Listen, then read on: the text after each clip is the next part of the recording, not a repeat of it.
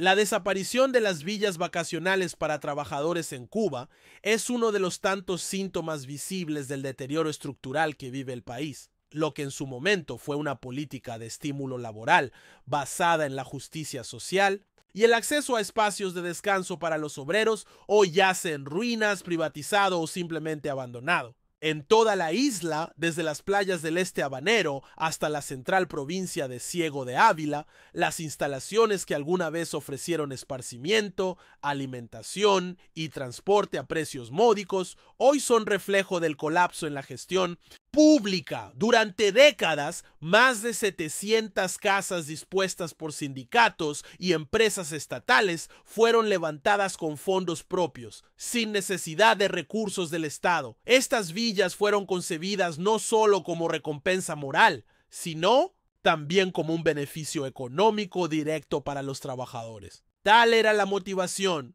que en la construcción de la villa de Tunazúcar, en Las Tunas, llegaron a participar casi 1000 obreros, según recordó Julio Martínez Guerra, quien fue dirigente del sindicato azucarero en esa provincia. El modelo funcionó durante años bajo un esquema sostenible, pero entre los años 2009 y 2010, y sin consulta previa a los colectivos laborales, el sistema fue desmantelado. Muchas de las villas fueron transferidas a empresas estatales como la cadena hotelera Isla Azul. A partir de ahí, el acceso se restringió y se impusieron precios en la entonces vigente moneda convertible, el CUC, lo cual excluyó de inmediato a la mayoría de los trabajadores. Algunas instalaciones fueron demolidas, otras simplemente quedaron cerradas y muchas más, tras la pandemia, cayeron en estado de abandono, quedando expuestas al vandalismo. Un dirigente sindical del Central Siguaney denunció: entregamos una villa de lujo sin recibir remuneración alguna. Esa afirmación resume la sensación de frustración generalizada. Los trabajadores no solo perdieron un espacio para el descanso, sino también una conquista laboral que representaba dignidad y reconocimiento. La prensa oficialista, en un segundo artículo, recogió las voces de los lectores, muchos de los cuales se pronunciaron abiertamente contra el desmantelamiento. Uno de ellos opinó que fue un error el traspaso. Otro señaló que se privó a los trabajadores de un merecido bien para nada, para abandonarlo. Estas opiniones reflejan el desencanto de una parte importante del pueblo cubano ante decisiones que se tomaron de forma vertical, sin transparencia ni diálogo. Pero lo ocurrido con las villas obreras no es un caso aislado, es parte de un fenómeno más amplio: el abandono sistemático de la infraestructura pública. El Acuario Nacional de La Habana, por ejemplo, hoy presenta paredes cubiertas de moho, barandas oxidadas y una alarmante escasez de especies marinas. El deterioro también alcanza espacios de valor patrimonial, como el cementerio chino de La Habana, monumento nacional. Ahí se pueden ver tumbas abiertas, osarios expuestos y una vegetación sin control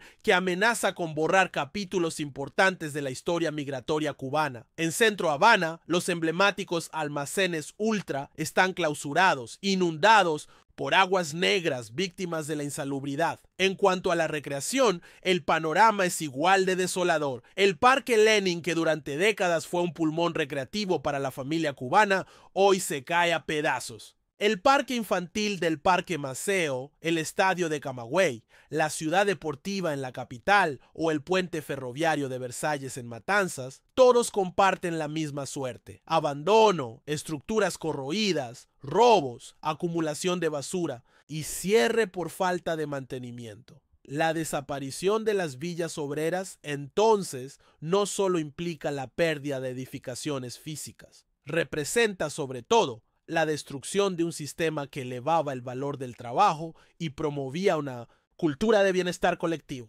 Ahora, en ruinas, privatizadas o simplemente desaparecidas, se suman a una lista creciente de espacios que alguna vez fueron símbolo de progreso y que hoy dan cuenta de una crisis de gestión profunda. Y mientras todo esto ocurre, el contraste con los privilegios de la cúpula gobernante genera aún más indignación. Recientemente, imágenes publicadas en redes sociales mostraron a Beatriz Johnson, primera secretaria del Partido Comunista en Santiago de Cuba, y a Esteban Lazo, presidente de la Asamblea Nacional, disfrutando en lo que parece ser una instalación turística cerrada al público. En las fotos se les ve relajados, bebiendo cerveza, compartiendo con familiares y hasta en una piscina.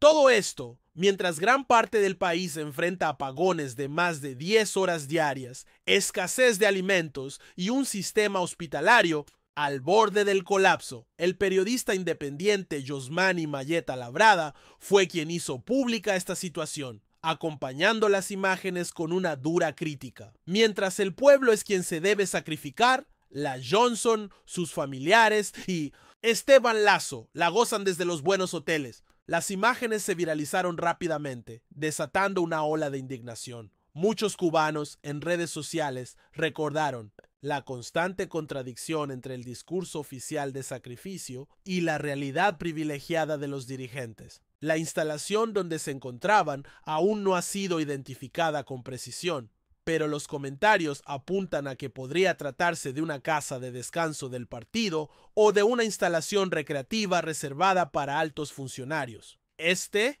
episodio no es único, se suma a otros momentos en los que ha quedado expuesta la brecha entre el poder y el pueblo. Uno de los más comentados fue el caso de Liz Cuesta, esposa de Miguel Díaz-Canel, quien utiliza costosas gafas de sol por una condición médica. En un país donde faltan medicamentos básicos, este gesto fue visto como una muestra más del privilegio selectivo. También se conoció que un dirigente comunista fue becado para estudiar en Brasil, un lujo inaccesible para la mayoría en medio de la crisis del sistema educativo y la ola migratoria. A esto se añaden las imágenes del propio Díaz-Canel luciendo relojes de lujo y corbatas de seda, elementos que fueron justificados como parte de una supuesta resistencia creativa, una etiqueta que resultó ofensiva para quienes apenas logran sobrevivir a la inflación y las carencias diarias. Mientras miles de cubanos viven en condiciones precarias, sin electricidad estable, sin agua potable y con un déficit de viviendas que se agrava año tras año, los dirigentes disfrutan de espacios exclusivos y beneficios personales. La desconexión entre el poder y el pueblo parece no solo ser económica, sino también moral y simbólica. En este escenario, las preguntas son inevitables. ¿Qué ha pasado con el ideal de justicia social que tanto proclamó la revolución? ¿Cómo se puede pedir al pueblo que resista, mientras sus líderes se dan placeres vedados a la mayoría? ¿Dónde quedó el compromiso con el bienestar colectivo? Desde Cuba Actualidad, queremos invitarte a que compartas tu opinión. ¿Recuerdas haber disfrutado con tu familia en alguna de estas villas obreras? ¿Qué piensas del traspaso y posterior abandono de estos espacios? ¿Te parece justo que los dirigentes disfruten de lujos mientras el pueblo enfrenta tantas dificultades? Déjanos tus respuestas en los comentarios. No olvides suscribirte al canal, dar like si te pareció útil esta información y compartir este video para que más personas puedan estar informadas. Tu participación es clave para seguir generando contenido que exponga lo que otros callan.